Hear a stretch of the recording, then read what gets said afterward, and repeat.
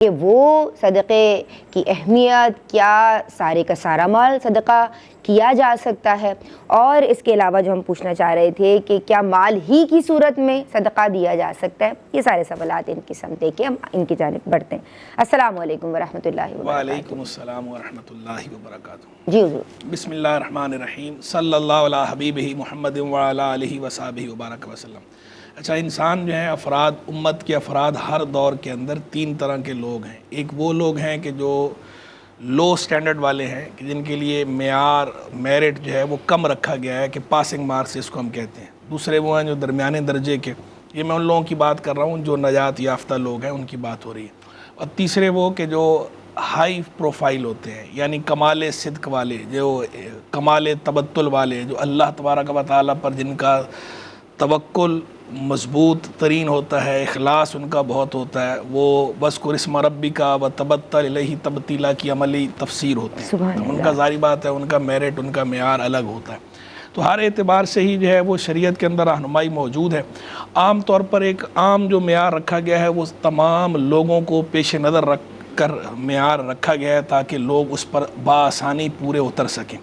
تو اس معیار کے مطابق تو جو لو سٹینڈرڈ والے ہیں، یعنی تھوڑا رکھا گیا ہے، تو اس میں یہ ہے کہ بندہ صدقہ، جو اس طرح کے لوگ ہیں ان کے لیے سارا مال صدقہ کر دینا یہ درست نہیں ہے، کیونکہ اس طرح کے لوگ اگر سارا مال جو ہے وہ صدقہ کر دیں گے تو اس میں ایک نقصان تو یہ ہے کہ جب خود انہیں پھر دستے سوال دراز کرنا پڑے گا، پھر جو ان کے اہل و عیال ہیں وہ بھی پریشان ہوں گے، اور نہ تو خود ان کا اپنا تقوی اور توکل اتنا مضبوط ہے، نہ اللہ کے ساتھ اخلاص اتنا مضبوط ہے کہ وہ ناشکری سے بچ سکیں، بے صبری سے بچ سکیں، اور نہ ان کے اہل و عیال کا اتنا مضبوط ہوتا ہے۔ تو یہ خود ایک خرابی ہے کہ اللہ تبارک و تعالیٰ کا بندہ شکر ادا نہ کرے، ناشکری کا مظاہرہ کرے یا بے صبری کا مظاہرہ کرے، یا لوگوں کے سامنے بے عذر شرعی دستے سوال دراز کرے، یہ چونکہ خود خرابی ہیں جن سے دین نے روکا ہے۔ تو ان خرابیوں میں پڑنے کا اندیشہ ہے اس صورت میں کہ جب وہ سارا مال صدقہ کر دے گا، تو لہذا ایسے افراد کو تو منع ہے کہ وہ سارا مال صدقہ نہیں کر سکتے۔ باقی رہ گئے وہ لوگ کہ جن کا اخلاص جو ہے وہ سچا ہے، صدق اخلاص اور کمال تبتل والے، اعلیٰ حضرت کے الفاظ میں تو فرمایا ان کی شان جدا ہے، تو وہ جدا شان والے ہیں، ان کے لیے اس کی اجازت بھی بہرحال ہے۔ تو اس کا جو ہے وہ دور کے ساتھ تو خاص نہیں ہے کہ کسی دور میں تھا اور اب وہ حکم اٹھ گیا۔ دور تو یہ امت محمدیہ ہے، ہر دور میں ایسے ایسے لوگ آتے رہیں گے۔ اللہ کے محبوب نے خود فرمایا مثل امتی مثل المطر لا یدری اولہ خیر ما آخرہ، میری امت کی مثال بارش کی مثال ہے، نہیں پتہ چلتا اس کا شروع خیر ہے یا اس کا آخر خیر ہے۔ یعنی ہر دور میں ایک سے ایک بڑھ کر لوگ آتے رہیں گے، علم کے اعتبار سے بھی، تقوی پرہیزگاری کے اعتبار سے بھی، اخلاص والے بھی، کمال تبتل والے بھی۔ دنیا ایسے لوگوں سے خالی کسی دور میں نہیں رہی۔ جو قیامت، قرب قیامت ہے، قرب قیامت جب ہوگا، قیامت قائم ہونے سے پہلے پہلے جب سارے مسلمان اٹھ جائیں گے، اس وقت ایسے لوگ اٹھیں گے، اس وقت تک تو ایسے لوگ بھی امت میں بہرحال رہیں گے۔ میرے خیال میں کال ہے، کال لے لیجئے، پھر جو ہے وہ عرض کرتا ہوں۔ جی بہت شکریہ مفتی صاحب۔ السلام علیکم، ایک کالر ہمارے ساتھ ہیں۔ وعلیکم السلام۔ جی بہن، کیا نام ہے، کیا سوال کرنا چاہتی ہیں؟ ویلکم۔ جی میرا نام، میں نام نہیں بتانا چاہوں گی، میرا ایک سوال ہے۔ جی سوال کیجیے۔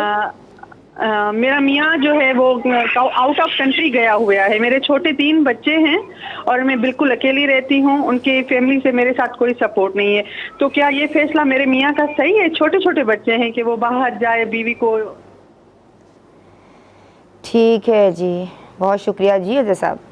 جی تو میں گزارش کر رہا تھا کہ یہ دور کے ساتھ تو خاص نہیں، ہر دور کے اندر کمال تبتل والے، کمال اخلاص والے، صدق توکل والے، ہر دور میں ایسے لوگ گزرے ہیں اور آگے بھی آتے رہیں گے۔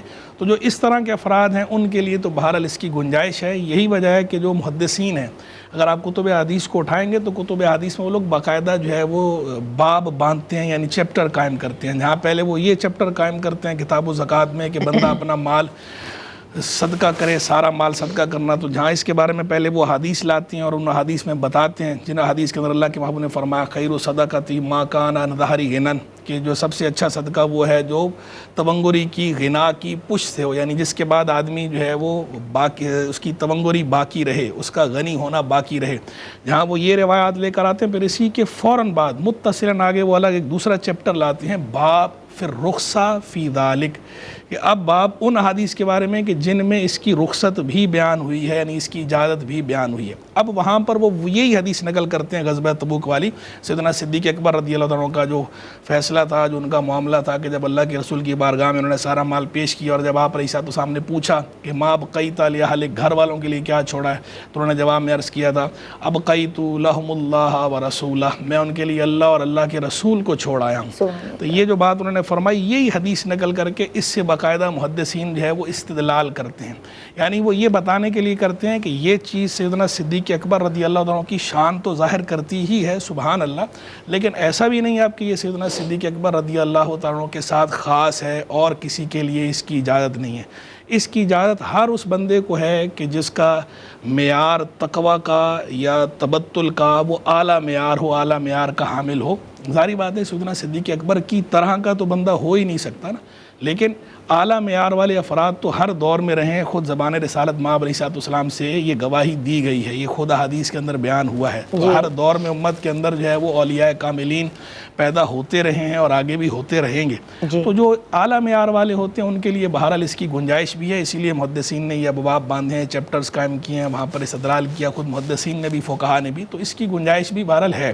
لیکن یہ گنجائش ظاہری بات ہے انہی لوگوں کے لیے ہے کہ جو ناشکری سے بچنے والے ہوں، بے صبری سے بچنے والے ہوں، دوسروں کے سامنے دستے سوال دراز کرنے سے بچنے والے ہوں، جن کا قلب کا معاملہ اللہ کے ساتھ خالص ہو، مضبوط ہو، ہر قسم کی تکلیف اور مصیبت پر اچھے انداز میں صبر کریں اور اس کو گزاریں، اس کو فیس کرنے والے ہوں، ٹیکل کرنے والے ہوں، تو ٹھیک ہے، ان کے لیے گنجائش ہے۔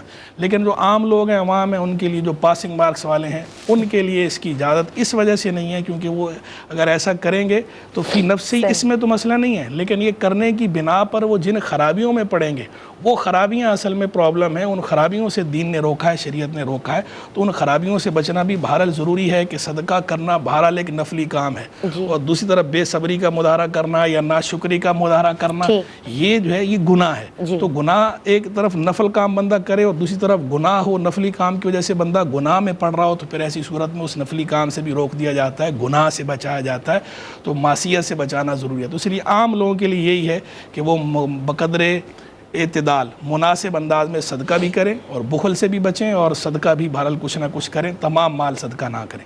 ٹھیک ہے صاحب، بہت شکریہ، آپ نے ہماری رہنمائی فرمائی۔